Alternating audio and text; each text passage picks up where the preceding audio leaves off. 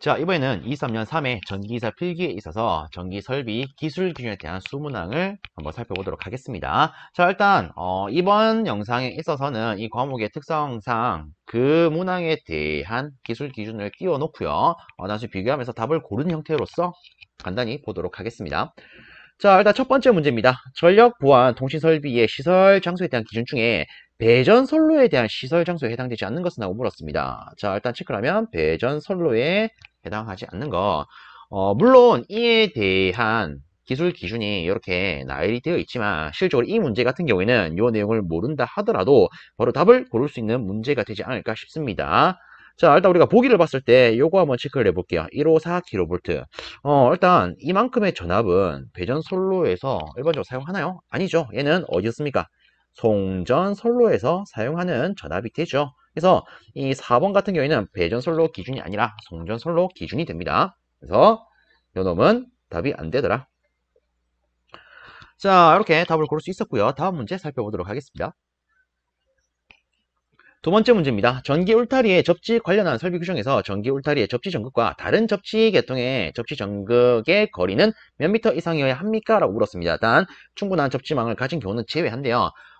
실상 이 전기 울타리에 관한 기술 기준을 보면요. 전기 울타리의 접지 전극과 다른 접지 계통의 접지 전극의 거리는 2m 이상이어야 한다라는 말이 있습니다.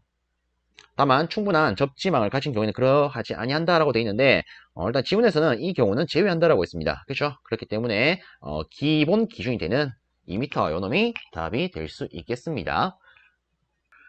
다음으로 세 번째 문제입니다. 순시 트립 전류에 따른 분류에서 주택용 배선 차단기의 전격 전류를 IN이라고 할 때 순시 트립 범위가 10배를 초과하고요. 20배 이하인 것은 몇 항입니까? 라고 물었습니다.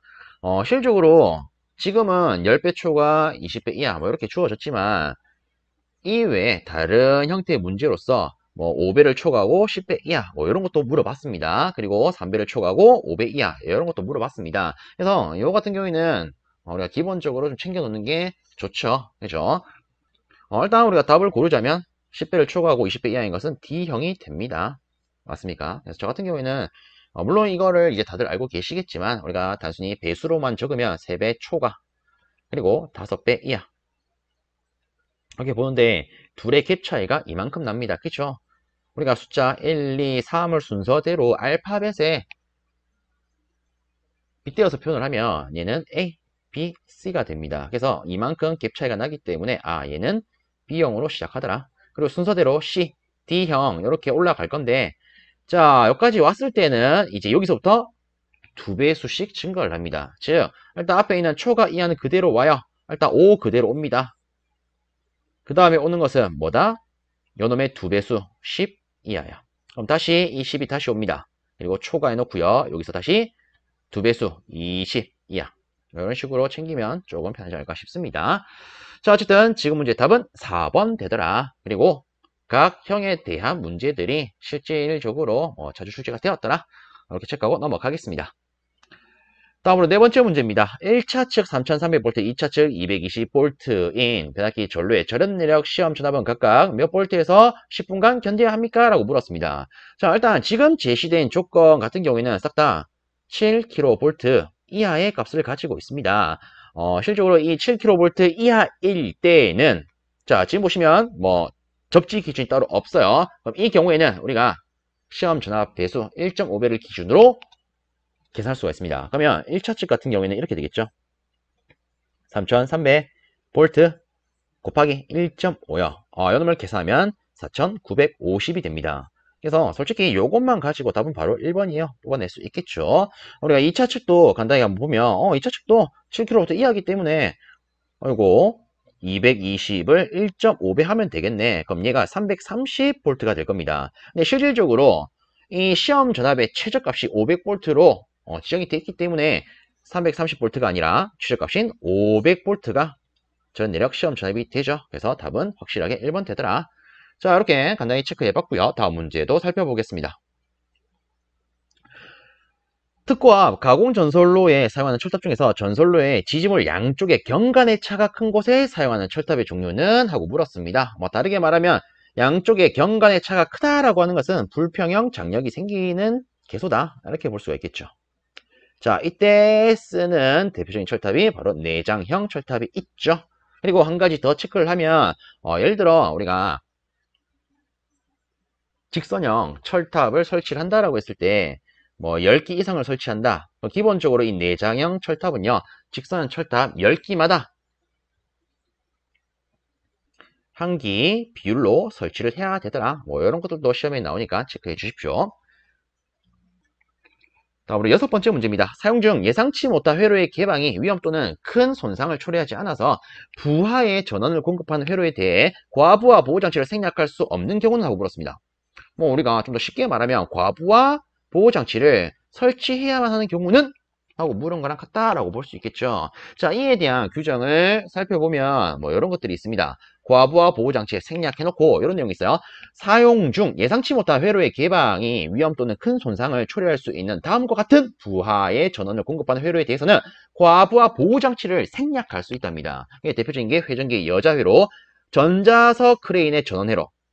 저 솔직히 뭐 크레인이 동작하고 있는데 전원회로가 끊기면 예를 들어 크레인이 들고 있던 무거운 물체가 바닥으로 곤두박질 칠 수 있겠죠. 이야, 이 겁나 위험하다. 그죠? 자, 그 다음에 전류 변성기 2차 회로 그리고 소방 설비의 전원회로.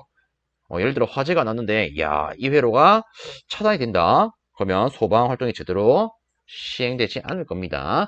그래서 이 소방 설비의 전회로는 과부하 보호장치를 생략할 수 있더라. 그리고 그 외 안전설비, 즉 침입 경보 혹은 누출 경보, 정확하게 가스 누출 경보 등을 알려줄 수 있는 이런 안전설비의 전회로에는 얘들을 생략하더라. 그럼 실상 우리가 여기 주어진 보기 하에서 고를 수 있는 답안은요. 개경 변압기의 2차 회로, 즉 4번이 답이 됩니다. 근데 솔직히 요 같은 경우에는요. 실제 보기가 뭐 이런 식으로 주어졌는데 요 내용을 우리가 충분히 숙지하지 않더라도 요거는 답을 쉽게 고를 수 있지 않을까? 이렇게 저는 개인적으로 생각을 합니다. 왜 이렇게 생각을 하느냐? 왜 우리 이런 거 배우죠? 전류 변성기 CT 그리고 계기용 변압기 PT가 있으면 얘들을 점검 또는 보수할 때 2차 측 어떻게 해야 됩니까? 자, CT 같은 경우에는 C로 시작을 하기 때문에 C가 들어가는 단어 close 생각하면 됩니다. PT는 P, P가 들어가는 거 open 생각하면 돼요. 즉 CT 같은 경우에는 2차 측을 뭐 해줘야 된다? 달랑요. 근데 PT 같은 경우에는 2차 측을 오픈이니까 개방을 시켜야 됩니다. 그렇죠? 그럼 애초에 얘 같은 경우에는 2차 회로가 끊어줘도 관계없는 거 아니겠습니까? 왜? 점검을 할 때 개방을 시켜야 되니까. 맞습니까? 그럼 자 보세요. 과부하 보호 장치라고 하는 것은 실제 과부하가 생기면 회로가 끊어지는 거죠. 근데 애초에 개규형 변압기의 2차 회로는 끊을 수 있는 거기 때문에 요놈 같은 경우에는 우리가 과부하 보호 장치를 써도 되겠구나 이렇게 볼 수 있는 거 아니겠습니까? 그래서 답은 4번 이렇게 고를 수 있지 않을까 싶어요. 그리고 뭐 참고적으로 보시라고 제가 내용을 좀 더 마련해 놨는데 실제 이런 내용이 있습니다. 자, 계기용 변압기 뭐 익히 알고 있는 내용들이 좀 수두룩할 거예요. 간단히만 보도록 하겠습니다. 자, 이 계기용 변압기 뭐 하는 친구입니까? 고전압을 저전압으로 변성을 해서 계기나 계전기의 전압원으로 사용하는 것을 말한다. 그렇죠? 그리고 2차 전격 전압은 110V가 되고요. 그리고 2차 측에는 전압기를 설치할 수 있습니다. 그리고 1차 측에 퓨즈를 설치하게 되면 PT 고장이 선로에 파급되는 것을 방지할 수가 있습니다. 그리고 PT의 2차 측에 퓨즈를 설치를 하면 부하측 및 PT의 고장 발생 시 회로가 분리되어서 PT를 보호하고요. 그에 대한 사고가 방지될 수 있습니다. 즉, 이 PT라고 하는 것은 1차 측이나 2차 측에 뭘 설치할 수 있다? 퓨즈를 설치할 수 있다. 이 퓨즈가 다르게 우리가 과부하 보호장치다. 이렇게 표현할 수도 있겠죠. 예를 들어 막대한 과전류가 흐르게 되면 퓨즈가 용단돼서 끊어주는 형태로서 동작을 할 거기 때문에 그죠? 자, 근데 아래쪽에 CT를 보시면 이런 내용이 있습니다. 계기용 변류기. 대전류를 안전히 측정하기 위해서 소전류로 변류하는 장치를 의미하더라. 그렇죠? 익히 다들 알고 계시는 걸 거예요. 그리고 이것도 알고 계실 겁니다. 2차 측의 전기 전류는 5A 그리고 전류기를 설치한다. 자, 근데 아래쪽에 보시면 이런 내용이 있습니다. CT의 1차 측에 퓨즈를 설치하면 과전류가 흐를 때 단선이 되어서 과전류 계전기에 동작이 되지 않아 차단기를 동작시킬 수 없기 때문에 이놈 1차 측에는 퓨즈를 설치하지 않는다. 그리고 2차 측의 퓨즈를 뭐가 빠졌네요. 이 같은 경우에는 2차 측의 퓨즈를 설치 시 뭐 이렇게 돼야 될 겁니다. 설치 시 퓨즈가 용단될 때 1차 부하 전류가 여자 전류로 되어서 CT 2차 측에 고전압이 발생하여 전압 파괴를 일으키기 때문에 퓨즈를 설치하지 않는다. 즉 CT 같은 경우에는 어쨌든 1차, 2차 측에 퓨즈를 설치한다 한다? 설치 안 하더라. 얘는 안 하더라. 그렇죠. 그래서 위의 이유로 CT 점검 시에 2차 측이 어쨌든 퓨즈 이런 걸 설치해서 개방이 되면 안 되기 때문에 어떻게 한다? 2차 측을 탈락한다. 이게 우리가 익히 알고 있는 이 내용이죠. 그렇죠? 자, 그래서 PT 같은 경우에는 1차, 2차 측에 퓨즈를 설치도 되고요. CT는 설치하면 안 되더라. 물론 내용이 좀 복잡하게 돼 있지만 결론적으로 말하면 설치가 되고 안 되더라. 아시겠죠? 그래서 뭐 요 개념을 실제로 요 개념만 여러분들이 아시더라도 지금 문제 같은 경우에 충분히 답을 골라낼 수 있지 않을까 싶습니다. 자, 어쨌든 말이 길었죠? 요 정도로 하고 넘어가도록 하겠습니다. 다음으로 7번째 문제입니다. 2개 이상의 전선을 병렬로 사용하는 경우에 시설 기준을 옳지 않은 것은 하고 물었습니다. 자, 일단은 뭐 우측에 전선의 접속에 대한 규정이 있는데, 자, 보시면서 다 체크하겠습니다. 병렬로 사용하는 각 전선의 굵기는 동선의 경우 70스퀘어 이상으로 한다. 실질적으로 동선의 경우에는 50스퀘어 이상으로 해야 됩니다. 70스퀘어 이상으로 해야 되는 경우는 알루미늄 도체 1대예요. 그래서 답은 바로 1번 고를 수 있는 문제가 되겠습니다. 그리고 보통 이 전선의 접속, 특히나 병렬로 사용하는 기준에 있어서 문제가 나오면 좀 장난 많이 치는 게 퓨즈죠. 지금은 뭐 제대로 되어 있습니다. 자, 이것만 한번 체크해 보도록 하겠습니다. 병렬로 사용하는 전선에는 가까이 퓨즈를 설치하지 않아야 한다. 보통 이제 관련도 문제를 보면 인원과 지문이 똑같은데 보기에 이런 게 있습니다. 병렬로 사용하는 전선에는 각각의 퓨즈를 설치해야 한다. 그렇죠? 이거는 개소리죠. 이거는 그렇죠. 말도 안 되는 소리죠. 그래서 보통 이제 장난을 치는 게 이 내용 하에서는 요거 가지고 장난칠 수가 있고요. 그리고 퓨즈 설치하지 말 것 요거 가지고 장난칠 수 있더라. 솔직히 요 정도 체크하면 충분하지 않을까 싶습니다. 자, 다음으로 8번째 문제입니다. 전기 욕기에 전기를 공급하기 위한 전원 장치로 내장되어 있는 전원 변압기의 2차 측 전류의 사용 전압은 몇 볼트 이하입니까? 물론 우리가 여기 수록이 되어 있는 여기 기록이 되어 있는 규정을 보면 10V 이하의 것에 한한다 라고 해서 바로 10 고를 수 있습니다. 그렇죠? 자, 근데 이거 같은 경우에는 최근에 좀 은근히 자주 대두되는 것 같아요. 자, 저는 이렇게 해볼게요. 물론 이제 여러분들 다들 각자의 방법으로 기억을 하시겠지만, 자, 저는 이렇게 언급을 해보겠습니다. 전기 욕기. 자, 이 욕이라는 단어가 있네요. 그쵸? 여러분들 혹시 욕하면 어떤 욕부터 먼저 떠오릅니까? 이건 오해하지 마시고 그냥 좀 봐주십시오. 아이고, 18. 즉 18이라는 욕이 보통 이제 되게 많이 떠오를 겁니다. 그죠? 그러면 욕하면 18이 있대요. 그럼 이때 앞에 거만 가져갑시다. 욕하면 18인데 앞에 거 따지면 어이구 10이네. 그래서 10V. 예. 뭐 요렇게 뭐 챙기면 그나마 좀 편하지 않을까 싶어서 뭐 언급을 해봤습니다. 자, 이렇게 하고 넘어갑시다. 자, 9번째 문제입니다.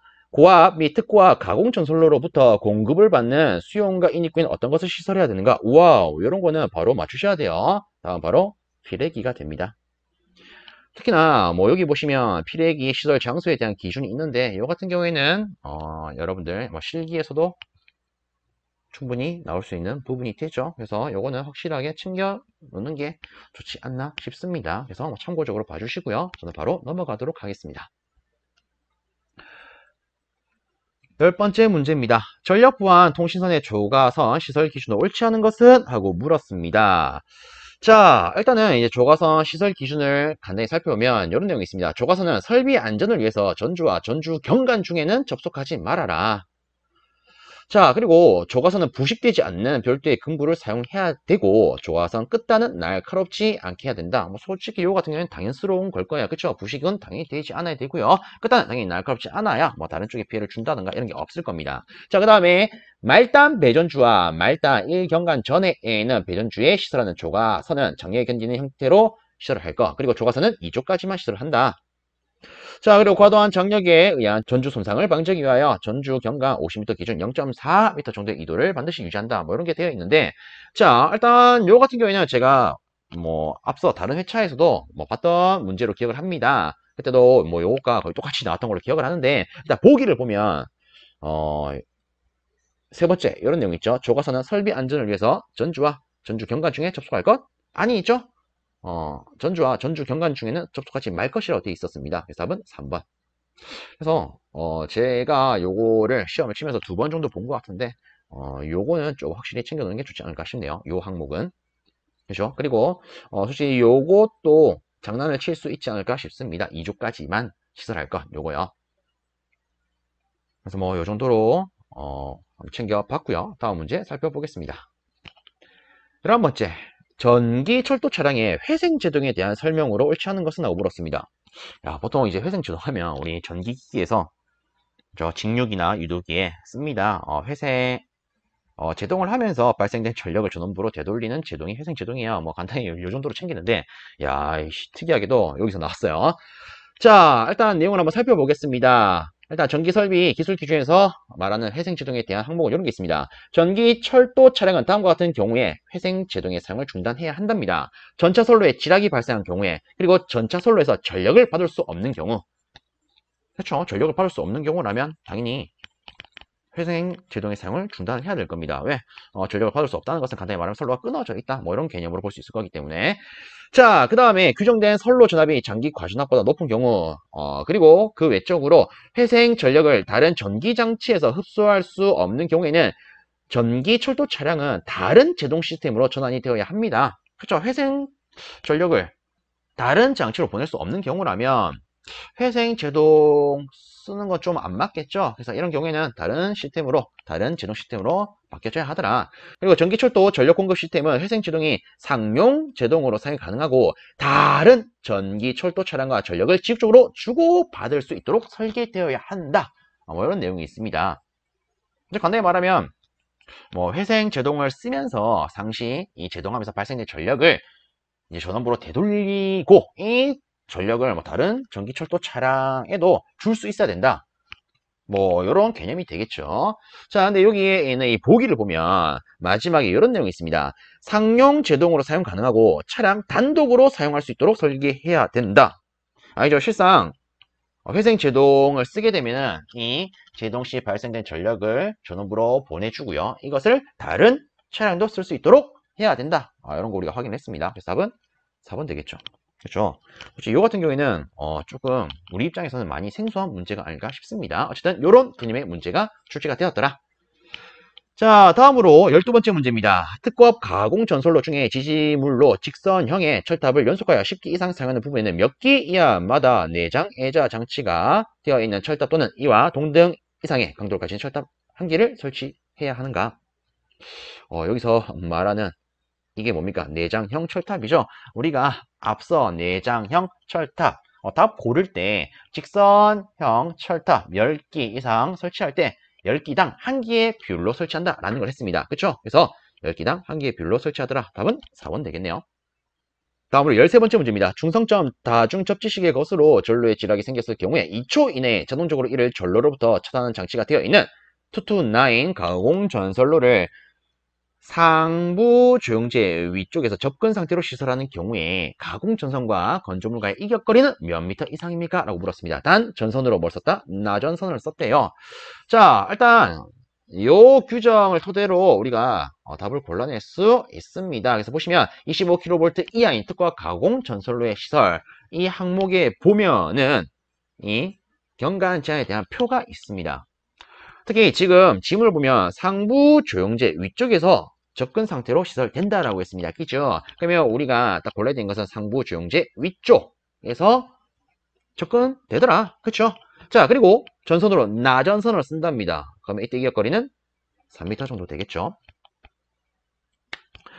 그리고 실상 이제 이 표를 보시면 실적으로 상부 조영제 위쪽 기준 나전선, 절연전선 케이블이 있는데 자, 요 값과 그리고 나머지 상부 조영제 옆쪽 또는 아래쪽, 즉 간단하게 위쪽을 제외한 부분에서 접근하는 경우와 그리고 기타 조영제 같은 경우에는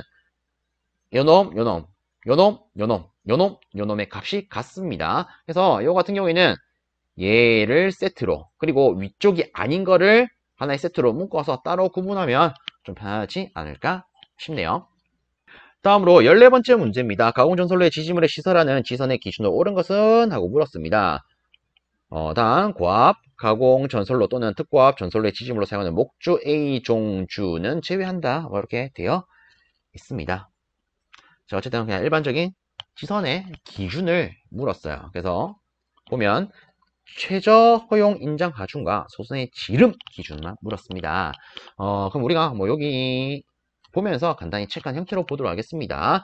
일단은 가공전선로의 지지물에 시설한 지선은 허용 인장 하중의 최저는 4.31kN으로 해야 합니다. 자, 그 다음으로 소선의 지름이 2.6mm 이상의 금속선을 써야 됩니다. 그죠? 그럼 실상 지금 여기서 물어보는 거에 대한 답안은 4.31kN에다가 2.6 이상의 금속선이 되는 2번 요놈이 답이 되겠네요. 다음으로 15번째 문제입니다. 건조한 장소에 시설하고 또한 내부를 건조한 상태로 사용하는 진열장 내부에 시설하는 배선의 단면적은 최소 몇 스퀘어인가? 라고 물었습니다. 자, 일단 진열장, 즉 이 문제에 대한 기준을 보면 이런 내용이 있습니다. 건조한 장소에 시설하고 또한 내부를 건조한 상태로 사용하는 진열장 내부의 사용전압 400V 이하의 배선을 외부에서 잘 보이는 장소에 하나여 코드 또는 캡파이어 케이블로 직접 조용제 요거 하나 어타네요. 직접 조용제에 밀착하여 배선할 수 있습니다. 자, 이때 여기서 말하는 배선은 단면적 0.75 스퀘어 이상일 것 이렇게 되어 있습니다. 그래서 지금 문제 같은 경우에는 단순히 이 건조한 장소에서 쓸 수 있는 진열장 내부에 시설할 수 있는 최소의 단면적 기준을 물었기 때문에 이 조건 가지고 본다면 최소의 단면적은 0.75 스퀘어가 된다. 이렇게 해석해 볼 수 있겠죠. 그래서 답은 2번 고를 수 있겠습니다. 자, 그 다음에 16번째 문제입니다. 전관 표시장치 또는 제어회로 배선의 단면적은 다심 케이블 또는 다심 캡타이어 케이블을 사용하고 또한 과전류가 생겼을 때 자동적으로 전로에서 차단하는 장치를 시사하는 경우에는 몇 스퀘어 이상으로 해야 합니까? 라고 물었습니다. 근데 보통 이제 캡타이어 케이블 나오면 보통 우리가 쉽게 생각할 수 있는 게 0.75 스퀘어 아니겠습니까? 그래서 답은 실상 이제 1번이 되겠습니다. 그래서 여기에 있는 규정을 좀 살펴보면 이런 게 있습니다. 저압 옥내 배선의 전선은 단면적 2.5 스퀘어 이상의 연동선 또는 이와 동등 이상의 강도 및 굵기를 써야 됩니다. 근데 다만 옥내 배선의 사용 전압이 400V 이하인 경우로서 아래에 있는 어느 하나를 만족한다면 얘는 신경 쓸 필요 없다. 이렇게 나와 있습니다. 자, 그러면 추가적인 내용 보도록 하겠습니다.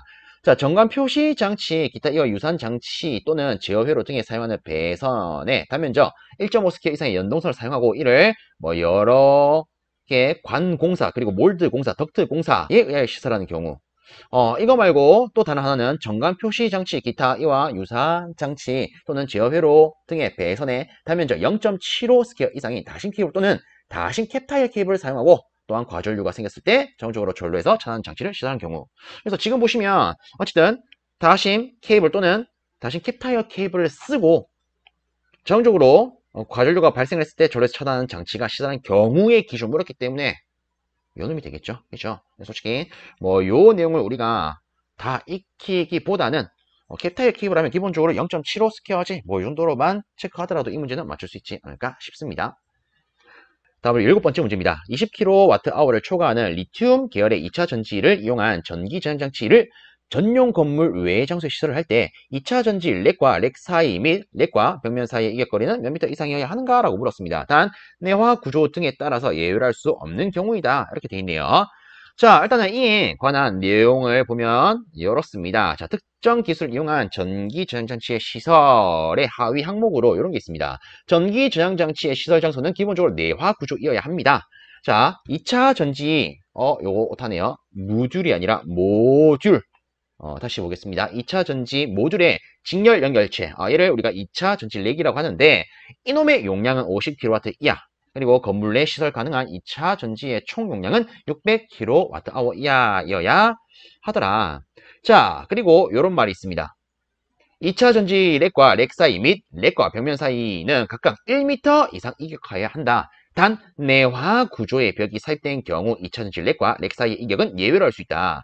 즉, 내화 구조의 벽이 삽입된 경우라면 이놈을 예외로 줄 수 있다. 이 이격은 예외로 할 수 있다. 즉 이렇게 할 필요 없다. 뭐 이런 내용이 있는데 지금 지문을 보시면 내화 구조 등에 따라서 예외를 할 수 없는 경우이다. 즉 얘를 신경 쓰지 않는 경우이다. 이런 언급을 줬습니다. 그럼 당연히 우리가 고를 수 있는 답안은 그냥 1m 이렇게 되겠죠. 그래서 혹시나 앞으로 여러분들 시험 칠 때 2차 전지 렉과 렉 사이 그리고 뭐 렉과 벽면 사이 뭐 이런 것을 묻는다. 기본적으로 뭐 이런 2차 전지라는 말이 있을 거니까 간단히 이렇게 들고 갑시다. 2차 전지 뭐 이격거리 나오면 렉과의 이격거리 나오면 2보다 작은 거 1 고르자. 뭐 이런 식으로 좀 접근하면 편하지 않을까 싶네요. 다음으로 18번째 문제 보도록 하겠습니다. 고압 옥상 전선로의 전선이 가공 전선을 제외한 다른 시설물과 접근하거나 교차하는 경우 고압 옥상 전선로의 전선과 이들 사이 이격거리는 몇 미터 이상이어야 합니까? 단 이외의 기타 조건은 고려하지 않는다 라고 주어졌습니다. 자, 이에 관한 항목 한번 보도록 하겠습니다. 고압 옥상 전선로의 시설에 대한 하위 내용을 보면 고압 옥상 전선로의 전선이 다른 시설물과 접근하거나 교차하는 경우에는 고압 옥상 전선로의 전선과 이들 사이 이격거리는 기본적으로 0.6m 이상이어야 한다라고 되어 있습니다. 자, 그래서 뭐 지금 지문에 뭐 이외에 다른 기타 조건을 고려하지 않기 때문에 기본적인 요 놈을 우리가 답으로 체크할 수 있겠네요. 다음으로 19번째 문제입니다. 공통접지공사 적용 시에 선도체 단면적이 16스퀘어인 경우에 선도체와 같은 구리 매질의 보호도체는 최소 단면적이 몇 스퀘어 이상이어야 하는가? 라고 물었습니다. 실상 이 선도체 단면적이 자, 뭐 요 표를 가지고 간단히 언급을 하면 16스퀘어 이하라면요. 이때 보호도체가 선도체와 동일한 재질이다. 그러면 이 굵기를 똑같이 씁니다. 그래서 지금 같은 경우에는 얘를 그대로 같이 써서 16스퀘어의 보호도체를 쓰면 되겠구나. 이렇게 볼 수 있겠습니다. 그리고 실적으로 뭐 재질이 다른 경우는 굳이 볼 필요는 없다라고 생각을 합니다. 물론 다른 경우를 고려할 때에는 뭐 이런 K1, K2 값을 당연스럽게 뭐 주겠지만 보통 이제 출제를 한다면 요 선에서 출제가 되지 않을까 싶어요. 자, 어쨌든 우리가 한 가지 더 체크해 보면요. 만약에 이 선도체의 단면적이 요거 뭔가 잘못됐네요. 16이 되어야 하는데 10으로 되어 있죠.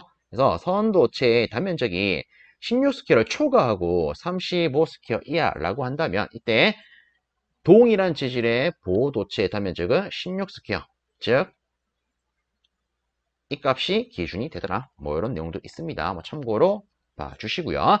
자, 라스트 문제 한번 보도록 하겠습니다. 자, 20번째. 전기 철도의 변전소 설비에 관한 내용으로 옳지 않은 것은? 하고 물었습니다. 실제 이제 이런 보기가 주어졌었는데, 자, 이에 대한 항목을 간단히 체크하도록 하겠습니다. 자, 변전소 설비에 대한 항목을 보면, 변전소 등의 계통을 구성하는 각종 기기는 운용 및 유지 보수성, 그리고 시공성, 이것도 못합니다. 시공성, 내구성, 효율성, 친환경성, 안전성 및 경제성을 종합적으로 고려하여 선정해야 한다. 솔직히 뭐 요 같은 경우에는 자연스러운 거 아니겠습니까? 유지보수가 쉬운지 시공이 좋은지 뭐 내구적으로 좋은지 효율이 있는지 이런 기타 등등을 기본적으로 생각해 볼 수 있어야 한다. 뭐 이런 내용이 될 거고요. 자, 그 다음에 때때로 단독으로 또 시험 문제 출제되는 게 있죠. 급전용 변압기는 어떤 걸 씁니까? 자, 직류 전기 철도의 경우에는 삼상 정류기용 변압기, 그리고 교류 전기 철도의 경우에는 삼상 스코트 결성의 변압기를 쓰더라. 요 같은 경우에는 단독으로 시험에 언급이 되는 부분이기 때문에 필히 체크해 주시길 바랍니다. 자, 그 다음에 추가적으로 또 보면 차단기는 계통의 장래 계획을 감안하여 용량을 결정해야 되고 회로의 특성에 따라 기종과 동작 책무 및 차단 시간을 선정해야 된다. 요거는 뭐 당연스러운 말이 될 겁니다. 그렇죠?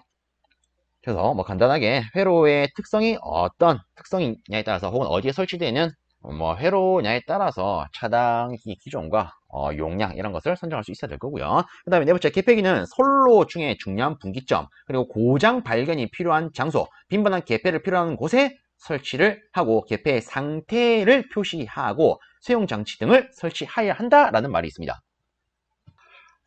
참고적으로 여기서 말하는 이 쇄정장치라고 하는 것은 보통 이 전기 철도용 장비인데 선로 개폐 장치를 열리지 못하도록 하는 하나의 잠금 장치를 의미한다라고 보시면 됩니다. 그래서 간단하게 얘가 그냥 뭐다? 하나의 잠금 장치로 쓴다. 자, 그 다음 5번째, 제어용 교류 전원은 상용과 예비의 이계통으로 구성을 해야 된다. 이렇게 되어 있습니다. 솔직히 이걸 조금 쉽게 생각을 하면 상용 전원에 문제가 생기면 당연히 예비 전원으로서 운용에 지장이 없도록 해야 될 겁니다. 그렇죠? 뭐 이런 맥락이라고 볼 수 있을 거고요. 제어반의 경우에 디지털 계전 방식을 원칙으로 해야 한다라는 말이 있습니다.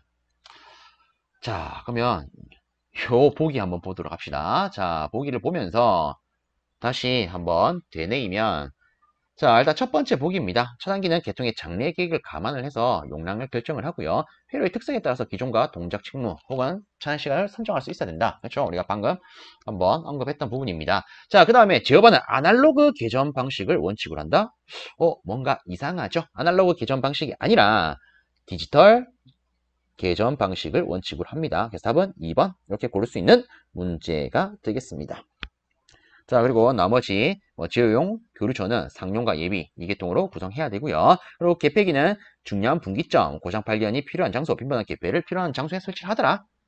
그렇죠? 그리고 기타 개폐 상태 표시 장치 등을 설치할 수 있더라. 뭐 이런 내용이 있습니다. 그래서 뭐 여러 문제도 출제가 되었구나. 참고적으로 봐주십시오. 혹시나 나 이거 챙길래 라고 하신다면 요거를 조금 챙겨 놓는 게 좋지 않나 싶네요.